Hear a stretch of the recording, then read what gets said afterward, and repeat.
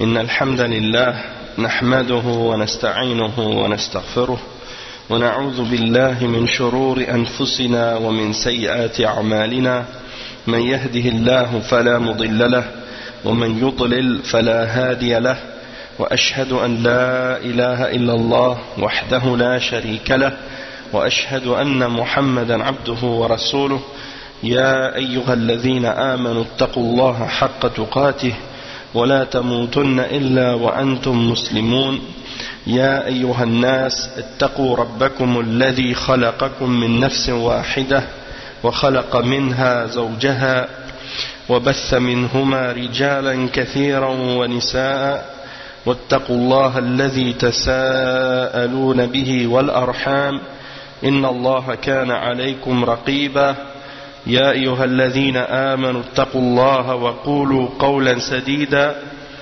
يصلح لكم أعمالكم ويغفر لكم ذنوبكم ومن يطع الله ورسوله فقد فاز فوزا عظيما أما بعد وإن خير الكلام كلام الله وخير الهدي هدي محمد صلى الله عليه وسلم وإن شر الأمور محدثاتها وكل محدثة بدعة وكل بدعة ضلالة وكل ضلالة في النار أما بعد.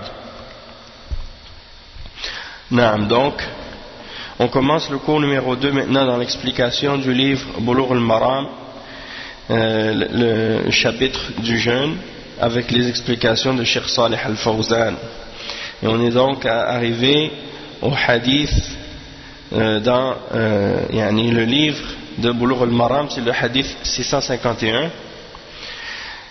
Il dit le Cheikh وعن عمار بن ياسر رضي الله عنه قال من صام اليوم الذي يشك فيه فقد عصى أبا القاسم صلى الله عليه وسلم. ذكره البخاري تعليقا ووصله الخمسة وصححه ابن خزيمة وابن حبان. Donc il est rapporté selon Ammar ibn Yasir radiyallahu anhu qui a dit: celui qui jeûne le jour du doute, alors il a certes désobéi à Abul Qasim, c'est-à-dire au prophète Muhammad sallallahu alayhi wa sallam. Et le Cheikh Al-Fawzan il explique ce hadith. Il dit: ومن الزيادة على رمضان أو تقدم رمضان بيوم أو يومين صوم يوم الشك، ويوم الشك هو يوم 30 من شعبان إذا حال دون رؤية الهلال غيم أو قطر يعني غبارا أو قتاما فلم يرى الهلال ليلة 30 فهذا يسمى يوم الشك، لأنه يحتمل أنه تمام شعبان ويحتمل أنه من رمضان وهو مشكوك فيه. والشك هو التردد بين أمرين لا مرجح لأحدهما، فإن ترجح أحدهما فإنه يسمى ظنا. والموجود هنا هو الشك لأن يوم 30 من شعبان لم يرى فيه الهلال لغيم أو قطر، وهناك احتمال أنه من رمضان وفيه احتمال أنه من شعبان. ولهذا يقول عمار بن ياسر الصحابي الجليل رضي الله عنه: من صام اليوم الذي يشك فيه فقد عصى أبا القاسم، وهذا له حكم الرفع.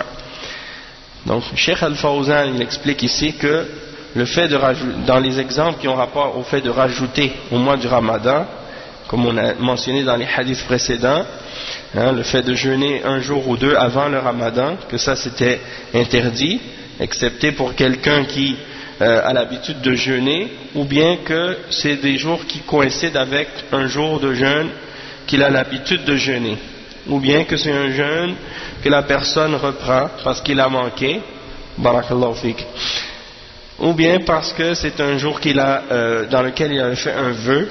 Il avait fait le vœu de jeûner ce jour-là et que ça coïncide avec le début du Ramadan. Dans ce cas-là, il peut jeûner. Mais si c'est juste parce qu'il veut rajouter au mois du Ramadan et jeûner en avance, alors dans ce cas-là c'est interdit. Et parmi les exemples qui ont rapport avec ça, c'est ce que le prophète sallallahu alayhi wa sallam a mentionné ici, de jeûner le jour du doute. De jeûner le jour du doute. Donc, c'est-à-dire que tu jeûnes le 30e jour du mois de Sha'ban, parce que, par exemple, on n'a pas vu le hilal le 29, on n'a pas vu le hilal à cause des nuages, ou à cause de la poussière, ou à cause de quelque chose qui nous empêche de voir le ciel. Eh bien, dans ce cas-là, on dit, il est possible que ce soit le début du Ramadan, que ce soit le mois de Sha'ban qui continue, ou bien que c'est le mois du Ramadan, mais qu'on n'a pas pu voir le hilal à cause de la poussière ou à cause des nuages. Donc on l'appelle le jour du doute. On appelle ce jour-là le jour du doute. Le doute, c'est lorsqu'on doute entre deux choses et qu'il n'y a rien qui peut nous justifier une des deux par-dessus l'autre. Et donc dans ce cas-là, on dit que c'est un doute. En arabe, on dit ashak. Tandis que si on a quelque chose qui supporte plus un des deux parmi les deux choses, donc on va l'appeler dhann dans ce cas-là. Si une des deux est plus forte que l'autre dans la possibilité, dans ce cas-là on ne dit pas shak, mais on l'appelle dhann. Donc le cheikh il explique ici ensuite, il dit qu'est-ce qui a rapport avec le début du Ramadan ici dans le cas où on arrête de jeûner, ou dans le cas où on prolonge le mois de Sha'ban à 30 jours parce qu'on n'a pas vu le ciel ou parce qu'on n'a pas vu à cause des nuages ou des choses de ce genre. Ça c'est un doute. Ça c'est un doute. Et il dit le cheikh, pourquoi? Parce que le 30 du mois de Sha'ban, on n'a pas vu le hilal à cause, si on n'a pas vu le hilal à cause des nuages ou à cause de la poussière ou des choses de ce genre, des choses qui étaient dans l'air qui nous empêchaient de voir le ciel, des fois même la pollution, ça peut être une cause. Donc tout ça, si ça nous empêche de voir le ciel, puis à cause de ça on n'a pas pu distinguer le hilal, alors c'est une possibilité qu'on soit dans le mois du Ramadan, et c'est une possibilité aussi qu'on soit encore dans le mois de Sha'ban. Et c'est pour ça ici que Ammar ibn Yasir, le noble sahabi, il dit, radiyallahu anhu, celui qui jeûne dans le jour de doute, ou dans le jour dans lequel on a un doute à son sujet, eh bien celui qui fait ça, il a désobéi à Abul Qasim. Il a désobéi à Abul Qasim. Et lorsque Ammar ibn Yasir dit ça de cette façon-là, ça veut dire que c'est une parole qu'il attribue au prophète sallallahu alayhi wa sallam. Puisqu'il dit ça, il dit celui qui fait ça, il a désobéi à Abul Qasim sallallahu alayhi wa sallam. Donc ça veut dire qu'il a entendu le prophète sallallahu alayhi wa sallam qui a interdit ça. Le cheikh il dit وهذا دليل على أن النبي صلى الله عليه وسلم نهى عن ذلك ومن صامه فقد عصى النبي صلى الله عليه وسلم وأبو القاسم هو النبي صلى الله عليه وسلم هذه كنيته والقاسم هو أكبر أولاده وهو من خديجة توفي في مكة وكان يكنى به النبي صلى الله عليه وسلم وهذه الكنية للتكريم بخلاف اللقب فإنه يكون للذم. أي نعم. ولهذا يقول الشاعر أكنيه حين أناديه لأكرمه ولا ألقبه والسوءة اللقب. Donc le cheikh il dit ça, c'est la preuve que le prophète sallallahu alayhi wa sallam a interdit de jeûner le jour du doute. Et celui qui jeûne le jour du doute, il a désobéi au prophète, qui est Abul Qasim, c'est sa kunya, c'est la kunya du prophète Muhammad sallallahu alayhi wa sallam. Donc quand on dit de quelqu'un quand on l'appelle, on dit un surnom qu'on lui donne, par exemple, le prophète sallallahu alayhi wa sallam, sa kunya c'était Abul Qasim, parce que Al-Qasim c'était un de ses enfants, c'était le premier de ses enfants, le plus vieux de ses enfants, et il a eu Qasim avec sa femme Khadija, radiyallahu anha, et il est décédé à Mecca, et il a pris sa kunya du nom de ce fils, donc on l'appelait Abul Qasim. Et une kunya en général c'est comme quelque chose d'honorable. Lorsqu'on donne à quelqu'un une kunya, c'est quelque chose d'honorable, contrairement à ce qu'on appelle en arabe al-laqab. Al-laqab, parfois c'est quelque chose qu'on donne à quelqu'un pour le blâme, comme un blâme, qui a un blâme dessus. Donc le poète, il mentionne une parole d'un poète pour dire justement que quand on appelle quelqu'un par sa kunya, c'est pour l'honorer, tandis que le laqab, c'est en général pour désigner quelque chose de mauvais, une mauvaise caractéristique chez quelqu'un. Et Allah subhanahu wa ta'ala dit dans le Coran justement, Allahu jalla wa ala yaqul wa la tanabazu bil alqab. Il dit wa la tanabazu bil alqab, c'est-à-dire ne vous lancez pas des sobriquets, des surnoms mauvais. Donc ça c'est un exemple de la différence entre la kunya et al-laqab. Et donc alhamdulillah, d'avoir une kunya, c'est quelque chose qui fait partie des exemples de la sunna du prophète Mohammed sallallahu alayhi wa sallam, et parfois aussi il donnait à certains de ses compagnons une kunya. Il donnait parfois à certains de ses compagnons une kunya, et la plupart des gens avaient une kunya. Donc c'est une bonne chose d'avoir une kunya.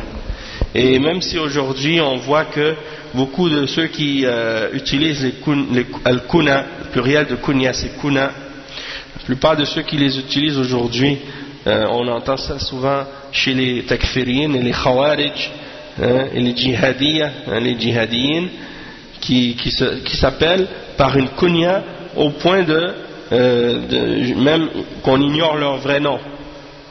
Et ces gens-là, la différence, pourquoi ils utilisent des kunyas, c'est parce qu'ils veulent cacher leur identité. Il va s'appeler Abu Fulan, yani al-Baghdadi, ou Fulan, al-Iraqi. Donc on ne connaît pas son vrai nom, on connaît juste sa kunya. Ces gens-là, ça c'est pas la même chose. Eux, ils utilisent la kunya pour se camoufler, a'udhu billah, parce qu'ils cachent leur vraie identité. Mais les gens, l'exemple du prophète sallallahu alayhi wa sallam, et des sahaba, et des ulama, et des gens de Ahl Sunnah qui utilisent la kunya, c'est pour honorer, et c'est quelque chose de bien d'avoir une kunya. Et ça peut être parfois le nom d'un de nos enfants qu'on utilise comme kunya, en particulier les garçons, et en général c'est le premier. Sinon, une caractéristique de la personne qui le distingue, et on l'appelle par ça, par cette caractéristique-là, et on met Abu devant. D'accord? Comme par exemple Abu Huraira. On l'appelait Abu Huraira parce qu'il avait un petit chat, donc on disait Abu Huraira, parce que Huraira c'est la forme petite de Hirrun Hurairatun, donc c'est pour désigner un petit chaton. Donc ça c'est ce qui a rapport avec al-kunya. Donc il n'y a aucun mal à ce que quelqu'un se donne une kunya, si c'est un homme qui s'appelle Abu, un tel, ou Abu quelque chose, et si c'est une femme, donc elle va s'appeler Muhammad, Abdillah, Kulthum, donc ça c'est quelque chose qui fait partie de la sunna. Et Kulthum, c'est pas la chanteuse là, égyptienne, Kulthum, c'était la fille du prophète Mohammed sallallahu alayhi wa sallam, et la fille d'Ali radiyallahu anhu.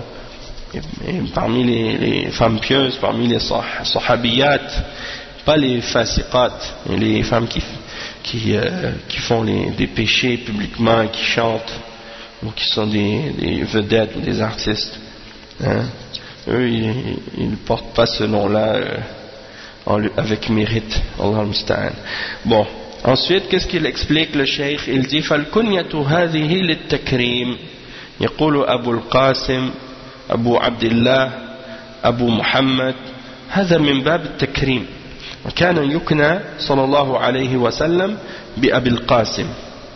Donc la kunya c'est pour honorer quelqu'un. Quand on l'appelle par sa kunya, c'est un honneur. Et donc on va dire Abu al-Qasim, Abu Abdullah, Abu Muhammad, hein?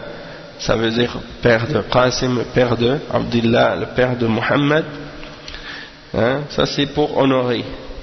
Et le prophète sallallahu alayhi wa sallam, lui, sa kunya c'était Abu al-Qasim. Et comme je dis, même si quelqu'un n'a pas d'enfant, il peut quand même avoir une kunya. C'est pas nécessaire qu'il ait un enfant nécessairement. Ensuite le cheikh dit والشاهد من هذا الحديث تحريم صوم يوم الشك وهو يوم 30 من شعبان إذا حال دون رؤية الهلال ليلة 30 ما يمنع رؤيته من غيم أو قدر. والجمهور جمهور أهل العلم على تحريمه على تحريم صيامه لهذا الحديث أو هذا الأثر عن عمار رضي الله عنه لقوله صلى الله عليه وسلم لا تقدموا رمضان بصوم يوم أو يومين. فجمهور أهل العلم على تحريم صوم يوم الشك وبه أخذ شيخ الإسلام ابن تيمية وابن القيم وشيخ الإسلام محمد بن عبد الوهاب وعلماء الدعوة على تحريم صوم يوم الشك كما هو مذهب الجمهور. Donc le cheikh explique que qu'est-ce qu'on veut tirer donc de ce hadith qu'on a lu aujourd'hui, c'est l'interdiction de jeûner le jour du doute. L'interdiction de jeûner le jour du doute. Et c'est le 30e jour du mois de Sha'ban, lorsqu'on n'a pas vu le hilal on n'a pas vu le hilal à cause durant la nuit du 30e jour de Sha'ban, à cause des nuages ou à cause de la poussière ou des choses qui nous empêchent de voir. Donc la majorité des ulama considèrent qu'il est interdit de jeûner ce jour-là à cause de ce hadith et à cause de cette parole de Ammar radiyallahu anhu, et aussi à cause de la parole du prophète sallallahu alayhi wa sallam qui dit ne précédez pas le ramadan par le fait de jeûner un jour ou deux à l'avance. Et le cheikh il explique que la majorité des ulama considèrent qu'il est interdit de jeûner le jour du doute. Et c'est ce que Cheikh al-Islam Ibn Taymiyyah a pris comme position, de même que son élève Ibn al-Qayyim al-Jawziyya, et de même que Cheikh al-Islam Muhammad ibn Abdul Wahhab, ainsi que les ulama de la da'wah. Ils ont tous pris comme position la position de la majorité des ulama, c'est-à-dire l'interdiction de jeûner le jour du doute. Il dit ensuite وذهب الإمام أحمد في رواية وهي من مفردات المذهب إلى أنه يصام يوم الشك لأنه يحتمل أن يكون من رمضان. والنبي صلى الله عليه وسلم يقول الشهر 29 أخرجه البخاري ومسلم من حديث ابن عمر. والشهر تارة يكون 29 وتارة يكون 30 فيكون 30 مشكوك فيه فيصام يوم الشك في هذه الرواية. وقد نصرها كثير من أصحاب المذهب كما في الإنصاف وكما في متن الزاد. يقول في متن الزاد إن حال دون رؤيته غيم أو قطر فظاهر المذهب يجب صومه ولكن هذا القول مرجوح والراجح هو القول الأول الذي عليه جمهور أهل العلم في أنه لا يجوز صوم يوم الشك على أنه من رمضان لما يأتي من أحاديث. Donc le cheikh il dit que donc la position de la majorité des ulama c'est qu'il est interdit de jeûner le jour du doute. L'imam Ahmed par contre lui a pris une autre position sur ce sujet et ça fait partie des choses par lesquelles l'imam Ahmed s'est distingué et sur cette question-là il a un madhab qui lui est unique, hein? Sa position est différente des autres sur ce sujet-là. Parce que l'imam Ahmed, lui, il dit que on doit jeûner le jour du doute. Parce qu'il y a une possibilité, c'est-à-dire il y a une possibilité que ce soit un jour du Ramadan. Et le prophète sallallahu alayhi wa sallam a dit dans un hadith qui est rapporté par Al-Bukhari et Muslim, selon Ibn Omar, que le mois peut avoir 29 jours. Hein, le mois a 29 jours. Donc, le cheikh explique que parfois le mois peut avoir 29 jours et parfois il peut également avoir 30 jours. Hein, et le 30e jour, c'est le jour au sujet duquel il y a un doute. Et donc, l'imam Ahmed, dans cette narration, il dit il faut jeûner le jour du doute. Et plusieurs des compagnons, des savants de ce madhab, c'est-à-dire du madhab de l'imam Ahmed, ont supporté et ont défendu cette position-là. Par exemple, dans Al-Insaf, Ibn Qudama, il supporte cette position, de même que dans Zad al-Mustaqni', le matan de Zad al-Mustaqni', il défend cette position-là, et il dit que si on a été empêché de voir le hilal à cause des nuages ou à cause de la poussière, qu'est-ce qui est apparent du madhab et de cette position, c'est qu'il est obligatoire de le jeûner. Toutefois, le Cheikh Al-Fawzan, il dit que cette position, elle est moins, c'est-à-dire c'est pas cette position-là qui est la plus solide et qui est la plus vraie. Hein, c'est pas la position qui est supportée par les preuves. La position qui est supportée par les preuves, c'est la première position, et c'est celle de la majorité des ulama, c'est-à-dire qu'il n'est pas permis de jeûner le jour du doute, hein, comme en pensant que c'est un jour du Ramadan ou en disant que c'est un jour du Ramadan, à cause des hadiths qu'on a mentionnés et à cause des hadiths qu'on va mentionner par la suite. D'accord ? Et donc ça c'est clair à ce sujet-là. D'accord ? Alhamdulillah. Et ça vient en même temps clarifier un point important, c'est qu'on n'a pas le droit de suivre un madhab aveuglément. Il est interdit à un musulman de suivre un madhab aveuglément une fois que la preuve lui a été clarifiée. Hein? S'il a vu la preuve et il a lu le hadith du prophète sallallahu alayhi wa sallam, il n'a pas le droit de délaisser la preuve du hadith du prophète, le hadith authentique du prophète Muhammad sallallahu alayhi wa sallam, pour suivre la position de son madhab. Ça c'est pas correct. Maintenant on va lire les hadiths suivants, les hadiths 652 et 653.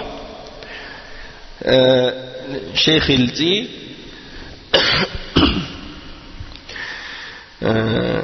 وعن ابن عمر رضي الله عنهما قال سمعت رسول الله صلى الله عليه وسلم يقول إذا رأيتموه فصوموا وإذا رأيتموه فأفطروا فإن غم عليكم فاقدروا له متفق عليه. يعني ولمسلم إذا أغمي عليكم فاقدروا له 30. وللبخاري فأكملوا العدة 30.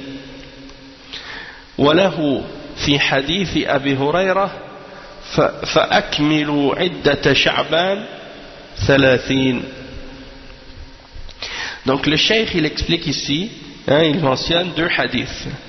Cheikh l'imam al-Hafiz Ibn Hajar al-Asqalani, il a mentionné dans son livre Bulugh al-Maram les deux hadiths suivants, selon Ibn Omar radiyallahu anhuma, qu'il a entendu le messager d'Allah sallallahu alayhi wa sallam qui a dit: lorsque vous le voyez jeûner, c'est-à-dire lorsque vous voyez le croissant, alors jeûnez, et lorsque vous le voyez, c'est-à-dire encore une fois le croissant à la fin du mois, alors cessez de jeûner. Et si vous êtes empêché de le voir, parce qu'il y a des nuages dans le ciel ce jour-là, alors calculez-le, et ça c'est rapporté par Al-Bukhari et Muslim. Et dans une narration de Muslim, il dit: si vous avez été empêché de voir le ciel et le hilal parce qu'il y avait des nuages, alors dans ce cas-là, calculez-le 30, c'est-à-dire calculez le mois comme s'il y avait 30 jours dedans. Et la narration de l'imam al-Bukhari, il dit: alors complétez le calcul ou le compte du mois comme étant 30 jours, comme étant 30. Et dans le hadith de Abi Huraira, il y a la mention, le prophète sallallahu alayhi wa sallam a dit: alors complétez le nombre de Sha'ban 30, c'est-à-dire comme si c'était 30 jours. Cheikh Al-Fawzan il explique ces deux hadiths, ou bien ces différentes narrations. Il dit: هذا حديث فيه روايات يقول صلى الله عليه وسلم صوموا لرؤيته وأفطروا لرؤيته، أخرجه البخاري ومسلم.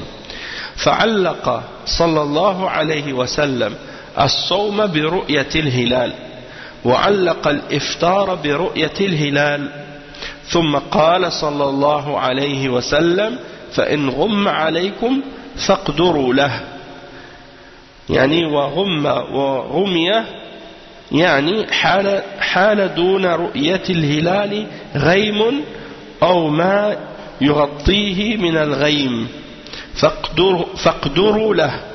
يعني الجمهور على أن معنى فاقدروا له ما بينته الروايات، يعني أكملوا عدة شعبان 30.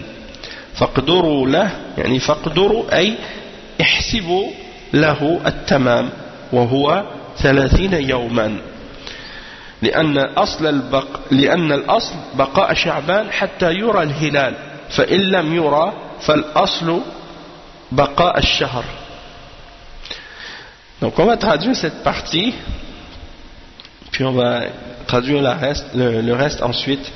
Cheikh Al-Fawzan il explique à propos de ces hadiths qu'on a lus, il dit: dans ce hadith il y a plusieurs narrations, et le prophète sallallahu alayhi wa sallam dit: jeûnez lorsque vous le voyez et cessez de jeûner lorsque vous le voyez, en parlant du hilal, c'est-à-dire du croissant, parce qu'on sait que le calendrier musulman, il n'est pas basé sur le calcul, mais il est basé sur la vue du croissant de lune, parce que le calendrier musulman est basé sur la lune, donc c'est un calendrier lunaire, contrairement au calendrier des chrétiens qui est un calendrier solaire, et on sait que le calendrier lunaire il est plus précis, il est beaucoup plus précis, il est meilleur, du fait qu'on a un calendrier que Allah subhanahu wa ta'ala a créé dans le ciel pour nous, qui divise le mois chaque jour avec le changement de la grandeur du croissant de lune.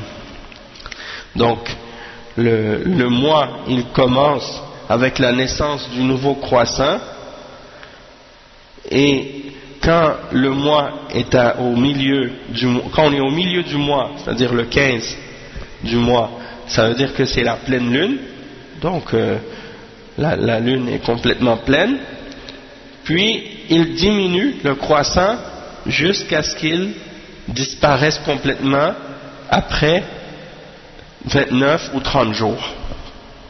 Donc ça c'est quelque chose que Allah subhanahu wa ta'ala a créé pour nous dans le ciel pour connaître les dates, pour connaître le calcul. Et Allah subhanahu wa ta'ala il mentionne ça clairement dans Surat Yunus. Allah subhanahu wa ta'ala il dit هو الذي جعل الشمس ضياء والقمر نورا وقدره منازل لتعلموا عدد السنين والحساب ما خلق الله ذلك إلا بالحق يفصل الآيات لقوم يعلمون إن في اختلاف الليل والنهار وما خلق الله في السماوات والأرض لآيات لقوم يتقون. Donc le cheikh il dit, ou bien plutôt Allah subhanahu wa ta'ala il mentionne dans ces deux versets, il dit c'est lui qui a fait du soleil une clarté et de la lune une lumière, et il a déterminé les phases, il en a déterminé les phases, c'est-à-dire les phases de la lune, afin que vous sachiez le nombre des années et le calcul du temps. Allah n'a créé cela qu'en toute vérité. Il expose les signes pour les gens doués de savoir, et dans l'alternance de la nuit et du jour, et dans tout ce qu'Allah a créé, dans les cieux et la terre, il y a des signes, certes, pour les gens qui craignent Allah, qui ont la piété. Et donc, ça c'est pour clarifier donc que la lune, c'est quelque chose que Allah a créé pour embellir le ciel et aussi pour nous aider à calculer les mois. Tandis que le soleil, étant donné qu'il est toujours pareil tout au long de l'année, eh bien, il ne détermine pas les mois. Il ne distingue pas entre un mois et un autre. Et donc, à cause de ça, les chrétiens, ils ont utilisé ce calendrier-là parce qu'il est stable toute l'année, dans le sens que le calendrier lunaire, chaque année, il change, il y a un décalage dans les saisons, tandis que le calendrier solaire, les saisons sont toujours à la même période chaque année. Donc c'est pas pareil dans ce sens-là, mais en même temps il est moins précis.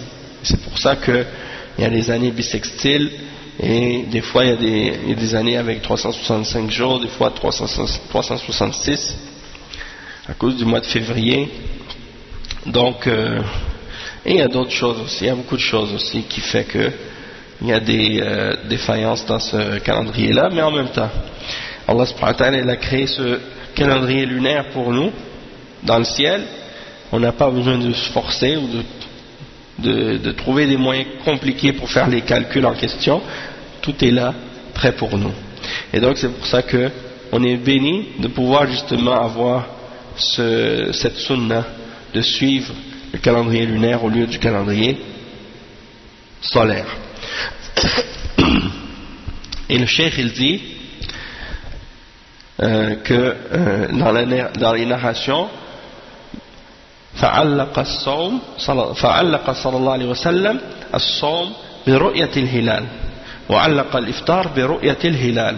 Donc il a rattaché le fait de jeûner à la vue du hilal, la vue du croissant, et il a rattaché la fin du jeûne par la vue du hilal aussi.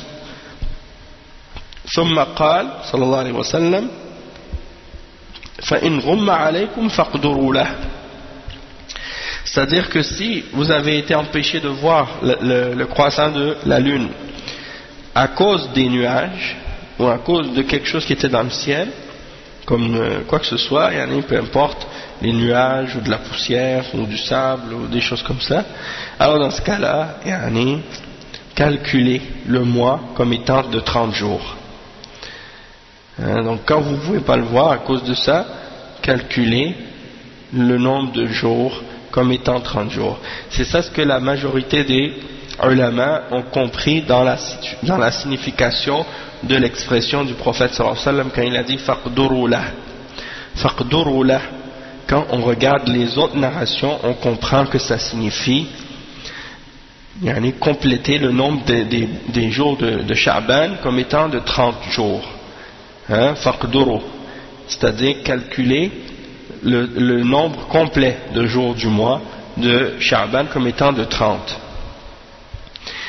Et parce que à la base, la base c'est quoi? C'est que le mois de Ramadan, le mois de Sha'ban continue jusqu'à ce que on voit le hilal. Et si on voit pas le hilal, dans ce cas-là, la base c'est que le mois qui est en cours continue. Et quand il dit faqduru lah, c'est-à-dire compléter le nombre de jours comme étant, calculez-le comme étant 30. il dit فاقدروا له أي أكملوا العدة 30 وفي الرواية الأخيرة أكملوا عدة شعبان 30 يوما. هذه عمدة جمهور أهل العلم في أنه لا يجوز صوم يوم الشك وأنه يجب إكمال شعبان 30 يوما لأنه الأصل ولم يثبت ما يخالفه. Donc le cheikh il dit, ça c'est la dernière narration qui dit compléter le nombre de jours de Sha'ban comme étant 30, c'est-à-dire 30 jours. Et ça c'est la position de la majorité des savants de l'islam, et qui n'est pas permis de jeûner le jour du doute. Il n'est pas permis de jeûner le jour du doute, et qu'il faut compléter le mois de Sha'ban 30 jours. Parce que c'est la base. C'est-à-dire la base c'est que le mois continue jusqu'à ce qu'on voit le hilal. Et si on n'a pas vu dans ce cas-là, on continue, on calcule le nombre de mois, le nombre du jour de ce mois, le nombre des jours de ce mois comme étant 30. Et il n'y a rien d'authentique qui vient contredire cette position-là.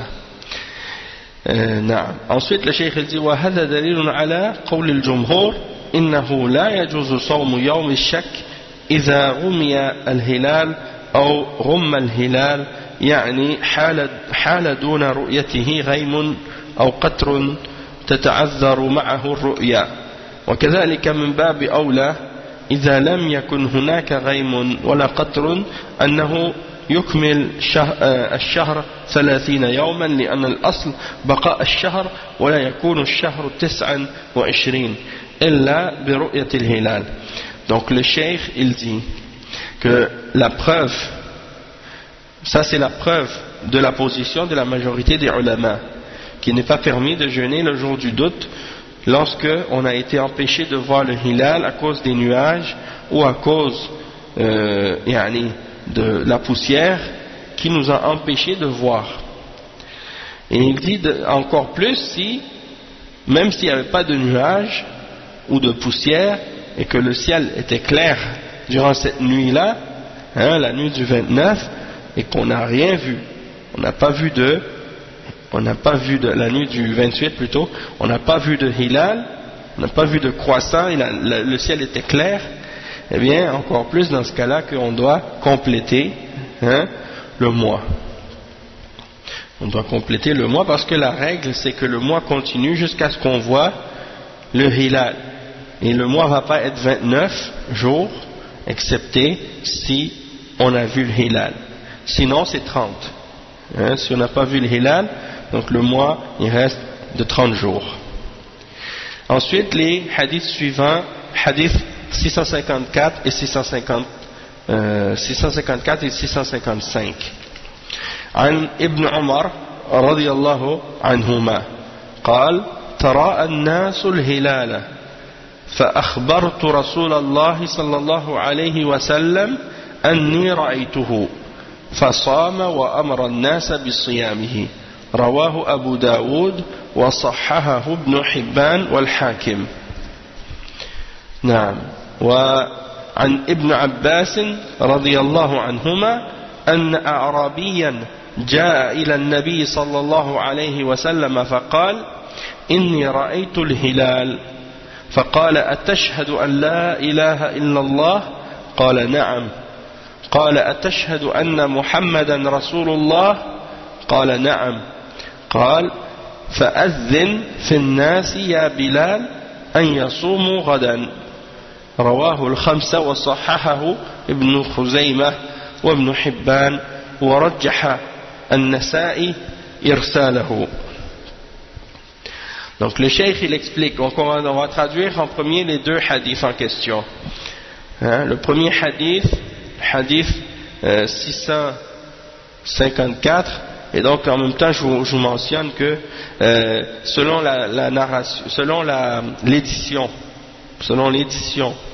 de Bulugh al-Maram que vous avez, c'est possible que les numérotations des hadiths soient différentes. Donc il ne faut pas être surpris et étonné non plus. Dans certaines narrations, ils repartent l'énumération des hadiths à chaque chapitre. Ils repartent à un et ils les mentionnent tous un après l'autre, comme si 1, 2, 3. Donc dans certaines narrations, dans certaines éditions c'est comme ça. Dans d'autres éditions, comme Dar al-Fikr, eh bien ces hadiths-là ne sont pas numérotés des mêmes numérotations. Pourquoi? Parce que certaines éditions, ils mentionnent un numéro pour chaque narration du même hadith. Tandis que dans certaines éditions, si il y a un hadith qui est mentionné puis qu'ensuite il y a différentes narrations de ce même hadith-là, eh bien ils ne les calculent pas comme étant différents hadiths, mais ils le calculent comme étant le même hadith, donc ils ne vont pas les calculer comme étant des numéros séparés. C'est pour ça que dans certaines éditions, il y a plus de hadiths, il y a plus de numéros que dans d'autres. Donc, mais ça c'est pas grave, c'est toujours les mêmes hadiths qui sont mentionnés. Naam. Donc le hadith en question maintenant, c'est le hadith qui est rapporté selon Ibn Omar radiyallahu anhu, hadith 654. Il dit que les gens cherchaient l'apparition du croissant.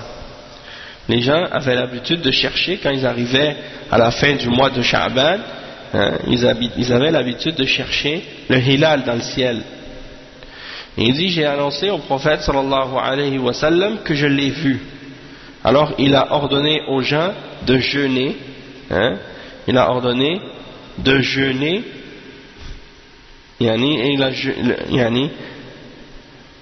c'est ça, il a ordonné aux gens de jeûner avec lui. Et ça c'est rapporté par Abu Daoud, et Ibn Hibban et Al-Hakim. Et Ibn Hibban il l'a authentifié. Cette narration-là. Et il est déclaré sahih par Sheikh Al-Albani dans Irwa Al-Ghalil. Et l'autre hadith qui suit, c'est le hadith rapporté selon Ibn Abbas radiyallahu anhuma, et ça dit que il y a un bédouin qui est venu voir le prophète Mohammed sallallahu alayhi wa sallam, et c'était donc la fin du mois de Sha'ban, et il a annoncé au prophète sallallahu alayhi wa sallam qu'il avait vu le hilal, qu'il avait vu le croissant. Alors le messager d'Allah sallallahu alayhi wa sallam lui a dit, est-ce que tu témoignes que rien ne mérite d'être adoré excepté Allah? Il a dit oui. Il lui a dit, est-ce que tu témoignes que Muhammad est le messager d'Allah? Il a dit oui. Alors il a dit, dans ce cas-là, ô Bilal, annonce aux gens qu'ils doivent jeûner demain. Il a dit à Bilal, ô Bilal, annonce aux gens qu'ils doivent jeûner demain. Et ça c'est rapporté par Al-Khamsa, et c'est authentifié par Ibn Khuzayma et Ibn Hibban. Toutefois, Al-Nasa'i, il a mentionné que c'est un hadith qui est mursal, c'est-à-dire que c'est une parole d'un sahabi et non pas un hadith. Donc, par rapport à ça, justement, ce hadith-là, il a été déclaré da'if dans Da'if Abi Daoud par Sheikh Al-Albani. Toutefois, on va expliquer qu'est-ce que Sheikh a expliqué. on va expliquer qu'est-ce que Cheikh Al-Fawzan a mentionné à ce sujet. Cheikh Al-Fawzan, il explique ces deux hadiths-là, il dit وفي حديث سابق يقول صلى الله عليه وسلم صوموا لرؤيته وأفطروا لرؤيته فهل معنى أنه لا بد أن يرى الهلال جميع الناس لرؤيته يعني رؤية الجميع أو المراد يراه بعض الناس وحديث ابن عمر وحديث الأعرابي فيهما بيان أن المراد بالرؤية أن يراه واحد من المسلمين ولا يشترط أن يراه الجميع بل إذا رآه واحد من المسلمين كفى وثبت الصوم فابن عمر رضي الله عنهما يقول تراءى الناس الهلال يعني طلبوا رؤيته وتحروا رؤيته وصاروا ينظرون في الأفق وهذه فيه مشروعية تحري الهلال لأن فيه تعاون على البر والتقوى وإذا صارت الليلة التي يرجى فيها الهلال يستحب للناس أن يتراءوه ولا يدخلوا في البيوت أو في مساكنهم يقولون يراه غيرنا ينبغي للمسلمين الذين عندهم القدرة أن يتحروه وأن يتعاونوا في هذا الأمر ولا يتكلوا على غيرهم لأن هذا فيه تعاون على البر والتقوى وفيه مصلحة للمسلمين. Donc le cheikh explique que dans le hadith précédent on a vu que le prophète sallallahu alayhi wa sallam a dit jeûnez à sa vue et cessez de jeûner à sa vue, c'est-à-dire lorsque vous voyez le hilal, jeûnez, lorsque vous voyez le hilal à la fin du mois, cessez de jeûner. Il dit ça, est-ce que ça signifie que le hilal doit être vu par tout le monde en même temps ou que c'est suffisant qu'il soit vu par certaines personnes, si certains l'ont vu ça suffit, ou bien il faut que tout le monde le voie. Cheikh il dit que le hadith de Ibn Omar et le hadith du Bédouin, dans ces deux hadiths là il y a l'explication que qu'est-ce qu'on veut dire par la vue, c'est qu'il doit être vu par au moins une personne parmi les musulmans et que ce n'est pas une condition que tout le monde le voit.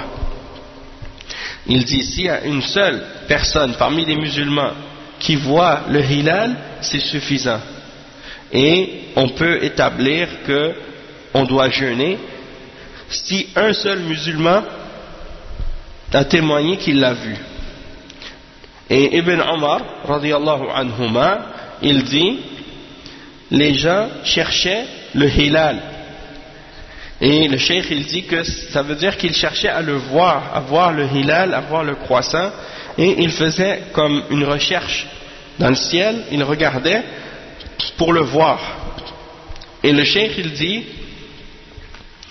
qu'il regardait à l'horizon dans le ciel pour voir. Et ça indique qu'il est légiféré de rechercher le hilal et que dans le fait de chercher le hilal il y a une forme d'entraide, de coopération et d'entraide dans la bonté et dans la piété.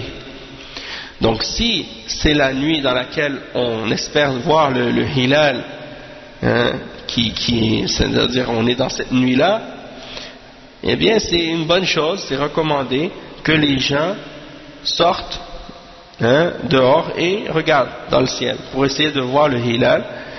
Et le cheikh il dit donc les gens ils doivent pas comme rentrer dans leur maison puis dire les autres vont le voir à notre place. Il dit il faut que les musulmans qui ont la capacité de le faire, pas les gens qui sont dans les grandes villes pleines de lumière, en général c'est les gens qui sont dans les endroits où il y a peu de luminosité qui fait qu'on est capable de voir clairement le ciel. Eh bien ils regardent dehors et ils cherchent le hilal. Ils ne doivent pas se baser sur le fait de dire il y en a d'autres qui vont le voir. Ils doivent essayer de s'entraider dans cette chose-là et non pas de remettre l'affaire à d'autres, disons de dépendre des autres dans cette question-là. Parce qu'il y a dans le fait de s'entraider dans ça, il y a quelque chose qui fait partie de la coopération dans la bonté et dans la piété. Et il y a un bienfait pour les musulmans. Le cheikh il dit فأخبرت النبي صلى الله عليه وسلم أنني رأيته فأمر النبي صلى الله عليه وسلم بالصيام وهذا فيه دليل على قبول خبر الواحد في رؤية الهلال وعلى أن النصاب في رؤية الهلال واحد ولا يشترط العدد سواء كان هذا الواحد رجلا أو امرأة. Donc le cheikh il dit que le prophète sallallahu alayhi wa sallam a dit, en fait Ibn Omar il dit j'ai mentionné ou j'ai informé le prophète Muhammad sallallahu alayhi wa sallam que j'avais vu le hilal et le prophète sallallahu alayhi wa sallam a ordonné aux gens de jeûner. Et Ibn Omar il était jeune, c'est pas un sahabi qui était très âgé. Malgré tout il a accepté son témoignage et il a ordonné aux gens de jeûner. Et c'était une seule personne. Et donc c'est la preuve qu'on accepte le témoignage d'une seule personne. Al-Khabar al-Wahid. On accepte le témoignage ou l'information qui vient d'une seule personne dans la vue du hilal, dans la vue du croissant. Et que c'est ça la limite. C'est-à-dire il faut qu'il y ait au moins une personne qui l'ait vu. Et donc c'est pas une condition qu'il y ait un grand nombre. Peu importe que ce soit, du moment que c'est une personne, peu importe que ce soit un homme ou une femme, même si c'est une seule femme, elle peut témoigner, ce sera accepté. C'est pas comme dans d'autres questions. Dans certains cas, la femme, quand elle témoigne, il faut qu'il y ait deux femmes pour un homme. Donc le témoignage de deux femmes vaut le témoignage d'un homme. Mais ça, c'est pas général, c'est pas dans tous les témoignages. Comme par exemple ici dans l'exemple du hilal, c'est pas nécessaire qu'il y ait deux femmes. Il peut y en avoir qu'une seule. Après le cheikh il dit وكذلك في حديث الأعرابي الذي جاء وأخبر النبي صلى الله عليه وسلم أنه رأى الهلال فقال النبي صلى الله عليه وسلم أتشهد أن لا إله إلا الله وأن محمدا رسول الله قال نعم قال النبي صلى الله عليه وسلم فقال صلى الله عليه وسلم يا بلال أذن في الناس أن يصوموا يعني أذن في الناس يعني أعلمهم لأن الأذان معناه الإعلام وهذا أيضا يدل على أن رؤية الواحد تكتفي ويشترط أن يكون مسلما لأن النبي صلى الله عليه وسلم قال أتشهد أن لا إله إلا الله وأن محمدا رسول الله ليتبين إسلامه أما لو رآه كافر فإنه لا يعمل برؤيته لأنه كافر. Donc le cheikh il explique premièrement que dans le hadith du bédouin il y a la mention et le fait que le prophète sallallahu alayhi wa sallam a reçu donc l'information de ce bédouin qu'il a vu le hilal. Et le prophète sallallahu alayhi wa sallam a dit est-ce que tu témoignes de la ilaha illallah et de Muhammad Rasulullah, c'est-à-dire que rien ne mérite d'être adoré excepté Allah et que Muhammad sallallahu alayhi wa sallam est le messager d'Allah. Alors il a dit oui. Et le prophète sallallahu alayhi wa sallam a dit oh Bilal, informe les gens qu'ils jeûnent demain. Et donc il a fait l'adhan. Il a informé les gens parce que le terme adhan signifie d'informer, de faire savoir. Et donc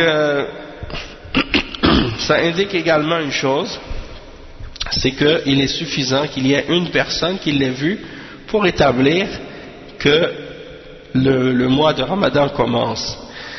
Et donc ça c'est suffisant que ce soit une seule personne. Toutefois il faut que cette personne soit musulmane, parce que le prophète sallallahu alayhi wa sallam a demandé à la personne est-ce que tu témoignes que rien ne mérite d'être adoré excepté Allah et que Muhammad est le messager d'Allah, pour clarifier, pour montrer pour savoir s'il est musulman, s'il était sur l'islam. Mais par contre si c'est un kafir qui l'a vu, on ne va pas agir selon son témoignage ou selon qu'est-ce qu'il a vu parce que c'est un kafir. Il faut que ce soit un musulman qui l'ait vu. Et il dit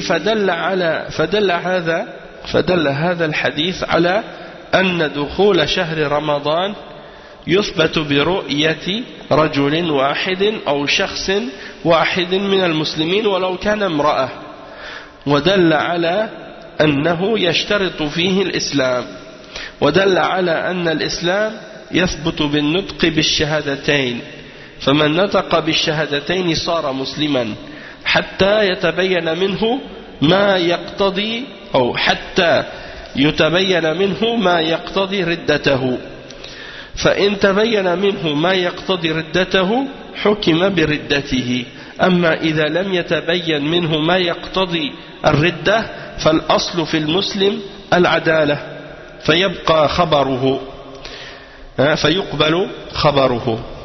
Le cheikh il dit ensuite il dit donc que ce hadith il indique que le mois du Ramadan est établi par la vue d'un seul homme ou d'une seule personne parmi les musulmans, même si c'est une femme.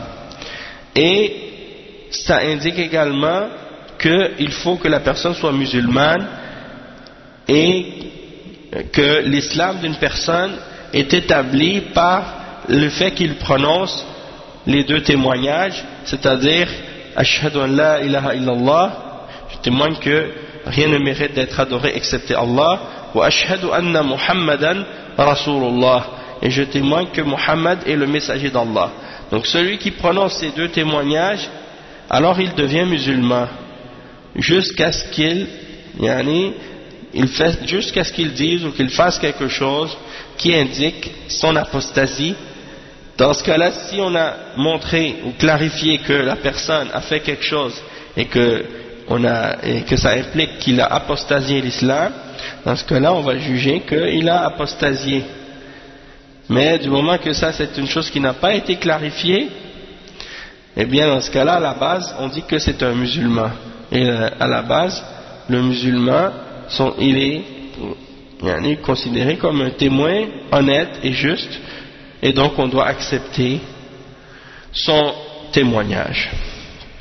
Et le cheikh il dit ensuite وفيه أيضا مشروعية تراء الهلال وعدم التواكل في هذا الأمر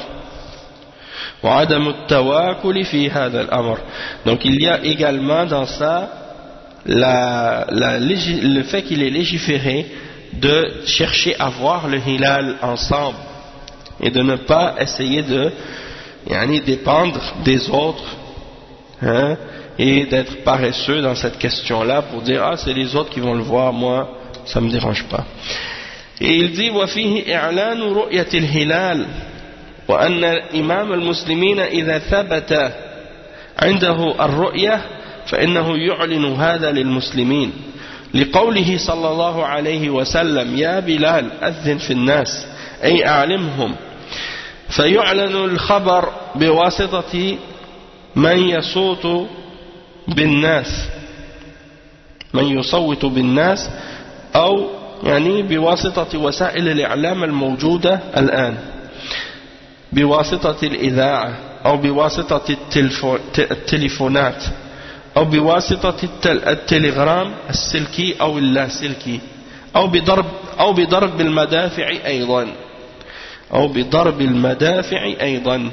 Donc le cheikh il dit que il est également légiféré de faire savoir aux gens qu'on a vu le hilal, c'est-à-dire que le dirigeant des musulmans, lorsqu'il a confirmé qu'on a vu le hilal, eh bien il doit faire annoncer ça aux musulmans, parce que le prophète sallallahu alayhi wa sallam a dit au Bilal, informe les gens, fait connaître aux gens qu'on a vu le hilal et qu'ils doivent commencer à jeûner demain. Et donc il doit faire connaître aux gens l'information, et il peut le faire par différents moyens, soit en faisant savoir par la voix ou par les médias, comme c'est le cas aujourd'hui, par les différents médias, la télévision, la radio, ou bien par les téléphones, ou bien par les télégraphes, que ce soit un télégraphe à fil ou sans fil, ou bien par les coups de canon qui sont tirés parfois dans les pays musulmans. Quand c'est le début du Ramadan et quand c'est la fin, on entend les coups de canon. Et quand il y a les coups de canon, ça veut dire qu'on a vu le hilal, et donc on commence à jeûner. Ou quand c'est la fin du Ramadan, on entend les coups de canon, comme c'est le cas à Médine par exemple, eh bien on sait que c'est la fin du Ramadan. Ensuite, il dit وأيضا وكان هذا معمولا به أو إرسال من يخبر الناس في البلدان كما كان معمولا به يرسل الوالي من يخبر أهل الأطراف برؤية الهلال. المهم أن في هذا إبلاغ المسلمين برؤية الهلال حتى يصوموا بأي طريقة وبأي وسيلة. Le Cheikh il dit également, ça dans le passé c'est ce qui se faisait, c'est qu'on envoyait un messager vers les extrémités du pays où les gens ne pouvaient pas toujours avoir accès aux informations. On leur envoyait un messager qui leur donnait l'information que le croissant de lune avait été vu. Donc l'important c'est de faire en sorte que l'information soit transmise aux musulmans pour qu'ils puissent jeûner, et peu importe la méthode ou la façon dont on leur fait la transmission de ce message. Ensuite le cheikh il dit فهذه الأحاديث فيها أن ثبوت الهلال ثبوت هلال رمضان يكون بأحد أمرين، إما بإكمال شعبان 30 يوما إذا لم يرى الهلال ليلة 30، وإما بالرؤية، والرؤية تكفي من مسلم واحد.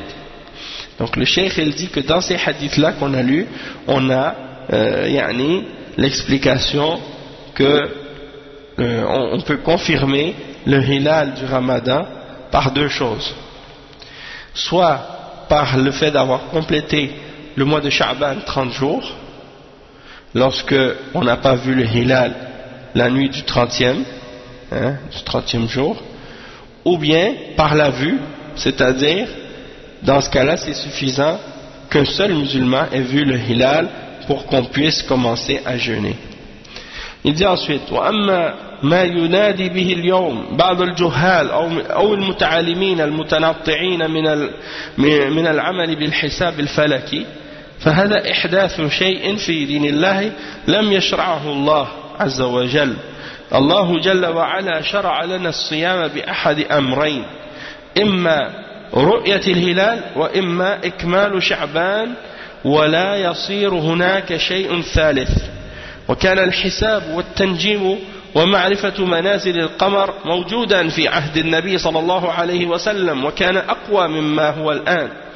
ولم يعتمد النبي صلى الله عليه وسلم على الحساب لأنه عرضة للخطأ، فالحساب عمل بشري وعرضة للخطأ، والحاسب يغلط لأنه بشر.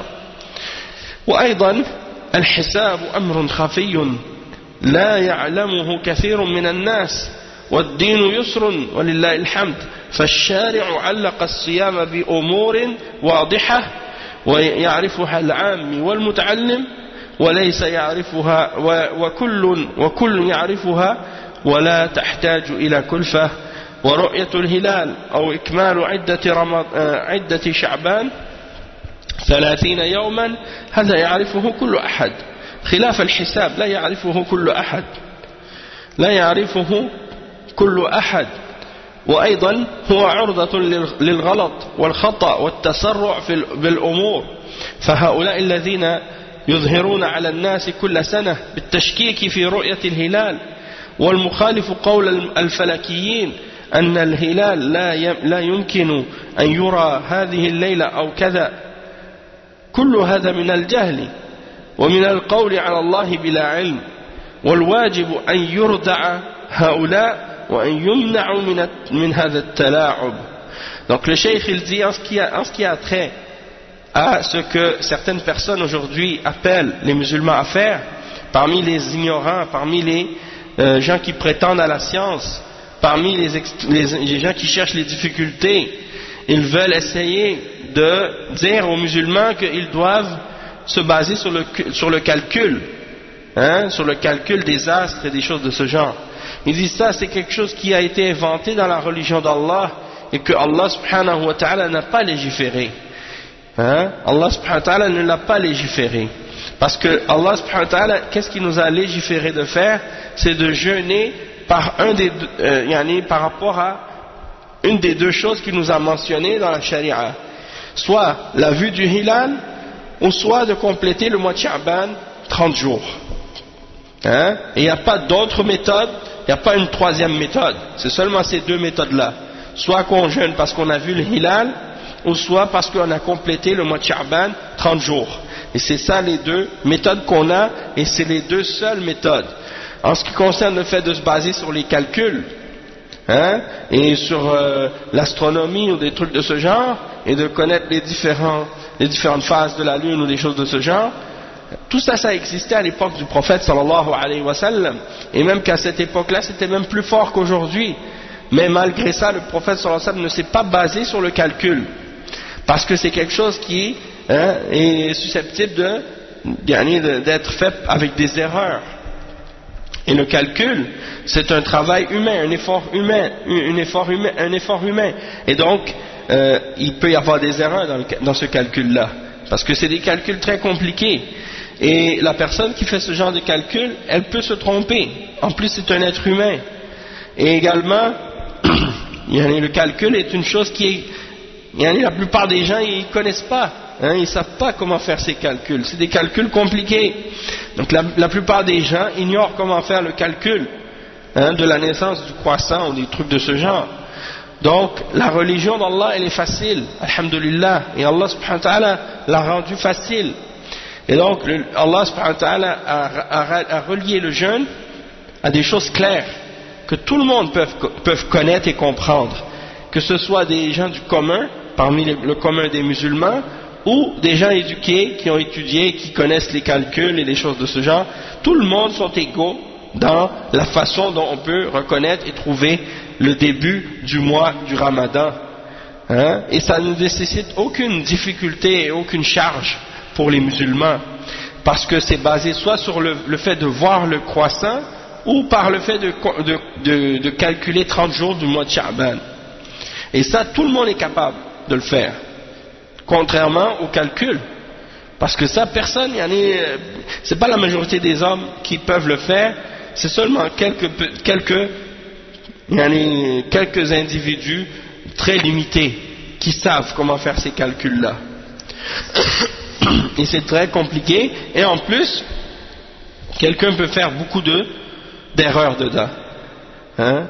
Et donc ceux qui à chaque année arrivent, ils viennent aux musulmans puis ils disent: ah mais non, cette année on ne pouvait pas voir le hilal, c'est pas possible, à telle date on ne pouvait pas le voir, le croissant, parce que le croissant n'était pas né encore selon les calculs, et donc ceux qui ont dit qu'ils ont vu le hilal tel jour ou telle nuit, ça c'était pas vrai, ou ça c'était pas possible parce que selon les calculs le croissant est né à telle heure, à tel endroit, et des choses de ce genre.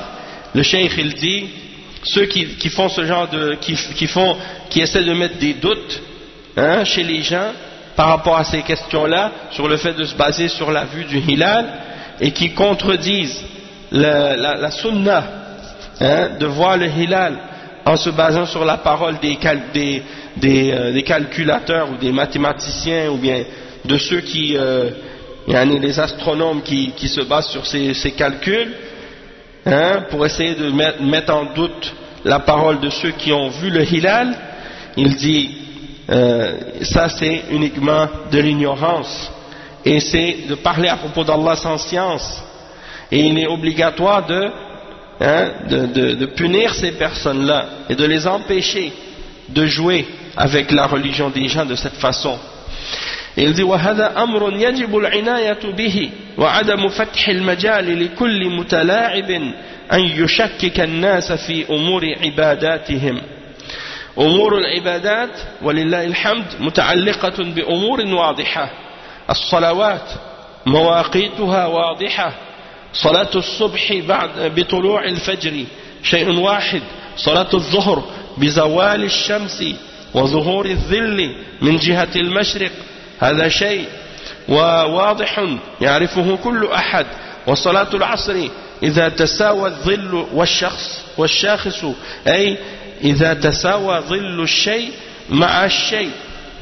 مع الشيء نفسه حينئذ يدخل وقت العصر.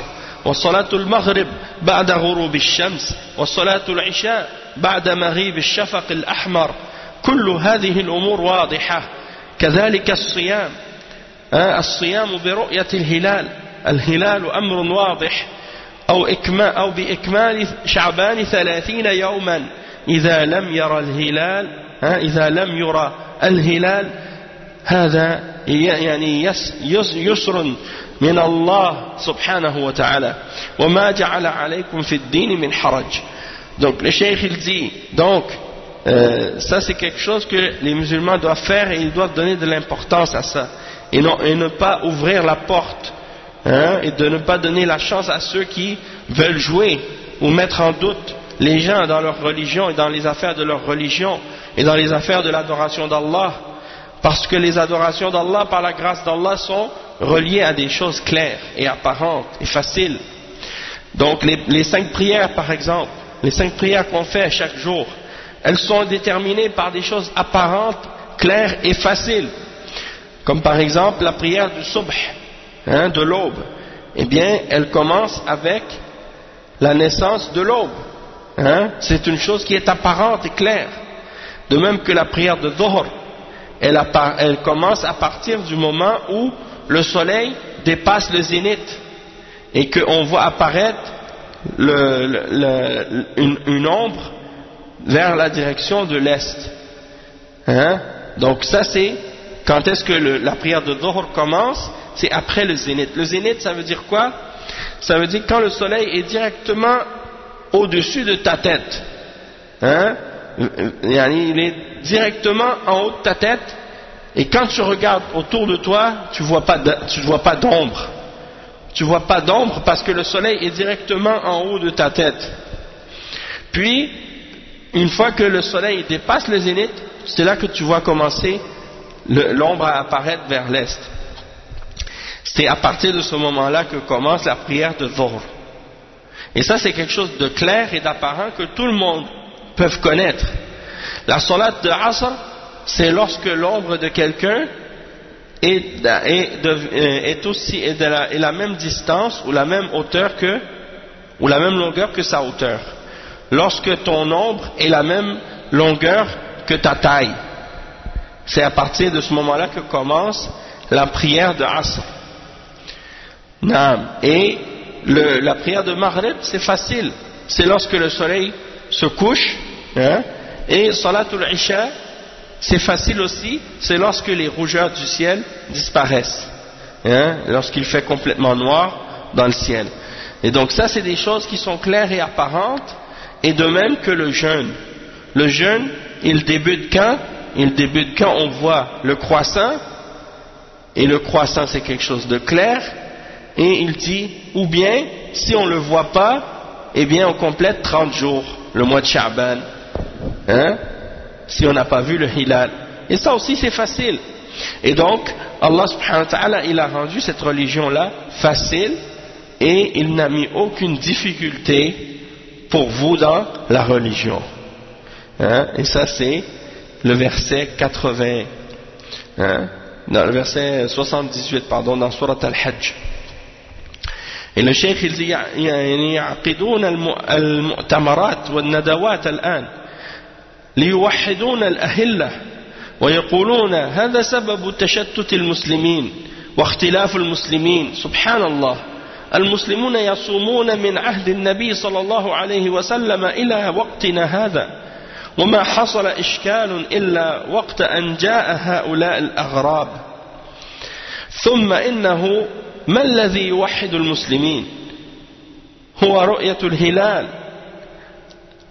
هو رؤية الهلال الذي يوحد المسلمين الحكم بكتاب الله. وأين الحكم بكتاب الله عند كثير من هؤلاء؟ ما عندهم حكم بكتاب الله. لماذا لم ينادوا بتحكيم كتاب الله حتى يتوحد المسلمين؟ لم يجدوا إلا الهلال فقط هو الذي يعني يركزون عليه. هذا من الجهل ومن التنطع الذي ما أنزل الله به من سلطان. لا يتحد المسلمون إلا بتصحيح العقيدة. لماذا لا ينادون بتصحيح العقيدة حتى تتم الوحدة بين المسلمين؟ المسلمون لا يتحدون من غير عقيدة صحيحة، عقيدة التوحيد، لا يتحدون إلا بذلك. أما إذا كان كل واحد له نحلة وكل واحد له طريقة وكل واحد له عقيدة فلا يمكن أن يتحد المسلمون. لا بد أن يتعادوا ويتقاطعوا وتنشب بعضهم حروب، تنشب بينهم حروب.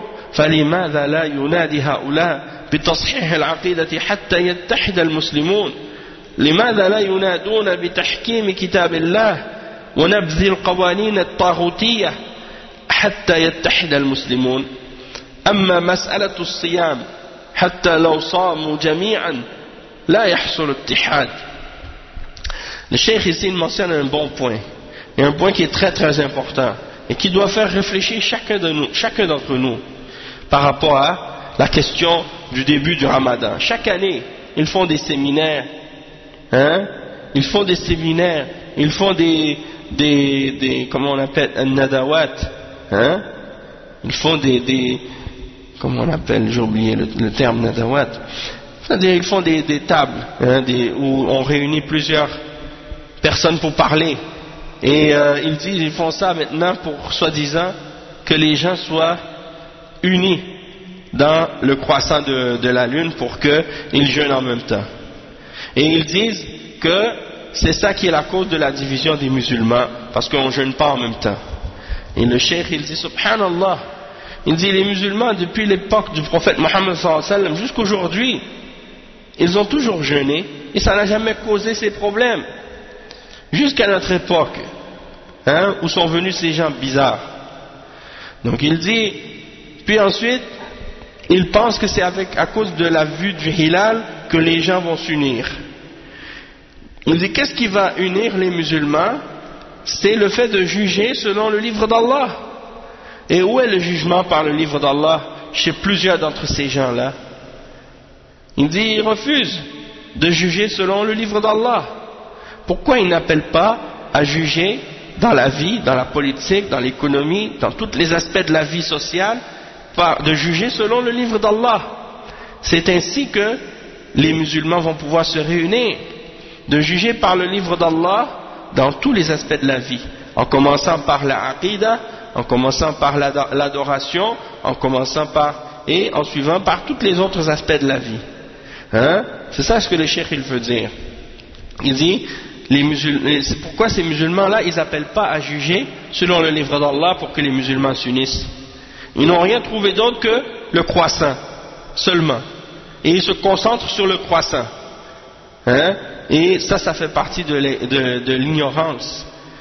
Et ça fait partie également du fait d'exagérer dans certains aspects de ce que Allah a révélé sans aucune preuve.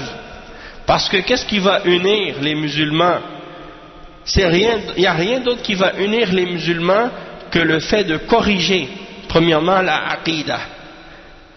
Donc pourquoi eux ils ne commencent pas par le fait d'appeler les musulmans à corriger leur aqidah, pour qu'ils soient sur la aqidah du tawhid et la aqidah des salaf, la aqidah de Ahl al-Sunnah wal Jama'a, la vraie, la aqidah des salaf al-salih, pas la aqidah des mubtadi'a, la aqidah des khawarij, la aqidah des asha'ira, la aqidah des mu'tazila, la aqidah des jahmiya, la aqidah des rafida, la aqidah de Jama'a al-Tabligh, la aqidah des Diobandiya ou des Maturidiya, ou la aqidah des frères musulmans, al-Ikhwan al-Muflisoun, Ça c'est toutes des aqaïd de bid'a. La aqida des soufiyas, hein, tout ça c'est des croyances de bid'a. Et eux ils sont tous sur des différentes croyances comme ça. Puis après ils disent il faut s'unir sur le ramadan et sur le hilal et sur le fait de commencer le jeûne en même temps. Alors que dans la aqida ils sont tous divisés. Et ils refusent de revenir à la charia d'Allah pour trancher entre les divergences qu'ils ont dans les différentes croyances qu'ils ont, qui sont contraires au Coran et contraires à la Sunna. Donc le cheikh il dit les musulmans ils ne vont pas s'unir tant qu'ils n'ont pas corrigé les erreurs de aqida qu'ils ont, et tant qu'ils ne sont pas sur la aqida de l'unicité d'Allah et du tawhid dans l'adoration, ils ne vont réussir à s'unir que s'ils corrigent leur aqida en premier. Mais si on laisse chacun sur sa voie, chacun sur sa secte, chacun sur son chemin, chacun sur sa aqida d'égarement, hein, sans revenir à la aqida des salaf as-salih, il n'est pas possible que les musulmans soient unis par la suite, si on ne corrige pas ça. Hein? Les musulmans, s'ils sont tous chacun sur des croyances différentes, hein, aujourd'hui regardez, hein, qu'est-ce que le cheikh il dit, c'est la pure vérité. Regardez aujourd'hui chacun, à chaque fois qu'ils amènent, les kuffars ils amènent un musulman pour parler devant les caméras, dans les émissions de télé, que ce soit en Europe ou en Amérique, hein, et même dans les pays arabes parfois. Il y en a un qui arrive à la télé et dit oui, l'islam c'est ça, et l'autre il dit non, pour moi l'islam c'est pas ça, c'est ça. Chacun il a sa propre compréhension de l'islam. Il y en a même qui vont dire oui, il peut y avoir des musulmans athées. L'autre il dit oui, il peut y avoir des musulmans laïcs. L'autre qui va dire oui, la compréhension de l'islam, la aqida de l'islam c'est la aqida des asha'ira. L'autre il est rafidi. L'autre il est takfiri, jihadi. L'autre il est khariji, hein, il suit la voie des khawarij. Donc toutes ces différentes tendances et ces différentes voies, c'est la preuve que les musulmans sont divisés dans leurs croyances, dans les fondements de l'islam. Et tant qu'ils ne vont pas corriger ça, eh bien le fait de jeûner en même temps, ça va pas nous unir réellement. Même si on jeûnait, le cheikh il dit pourquoi ces gens-là ils n'appellent pas à juger selon le livre d'Allah et de repousser et de rejeter les lois fabriquées par l'homme qui sont des lois du Tarout. Hein, les lois du Tarout. Donc, tant qu'on n'a pas rejeté ces fausses lois que les hommes ont inventées, peu importe qui les a inventées, que ce soit des kuffars ou des musulmans, si ce sont des lois qui sont contraires au Coran et à la Sunna et au consensus des salafs, hein, consensus de l'islam, des premiers musulmans, et bien dans ce cas-là, on n'a pas le droit de juger selon ces lois-là, et il faut rejeter toutes ces lois qui contredisent l'islam et ne juger que par le livre d'Allah et la sunna du prophète sallallahu alayhi wa sallam. Il dit le cheikh, tant qu'on ne fait pas ça, les musulmans ne vont pas s'unir. Donc pourquoi ils n'appellent pas à ça pour unir les musulmans? Il dit en ce qui concerne la question du jeûne, il dit même si tous les musulmans jeûnaient en même temps, eh bien ça ne va pas les unir plus. Hein? Et le cheikh il donne un bon exemple ensuite. Il dit وأيضا لماذا الصلاة في العالم تختلف باختلاف الأقاليم والمناطق والصيام لا يختلف لا يختلف يعني الصلاة يختلف تختلف باختلاف الأقاليم والمناطق والصلاة لا يختلف. هل الناس يصلون جميعا الآن في دقيقة واحدة في وقت واحد على جميع وجه الأرض؟ عندنا ليل وعند الآخرين نهار، لا يمكن أن يصلوا في وقت واحد لأن المطالع تختلف والأرض تختلف ويحصل التفاوت في التوقيت بيننا وبين الآخرين، لا يمكن أن نصلي في وقت واحد. لماذا لا يقولون يجب على الناس أن يصلوا في وقت واحد الظهر والعصر حتى يتحد المسلمون، ثم يعني يقولون تصح الصلاة على هذه الطريقة، يصلون العصر وهم عندهم ليل، أو الفجر وهم عندهم نهار، أو العشاء وعندهم نهار، لا يجوز هذا. إذا كان هذا في الصلاة فهكذا في الصوم، هذا أمر ضروري. مسألة اختلاف التوقيت في الصلوات وفي الأعياد وفي الصيام هذا أمر ضروري.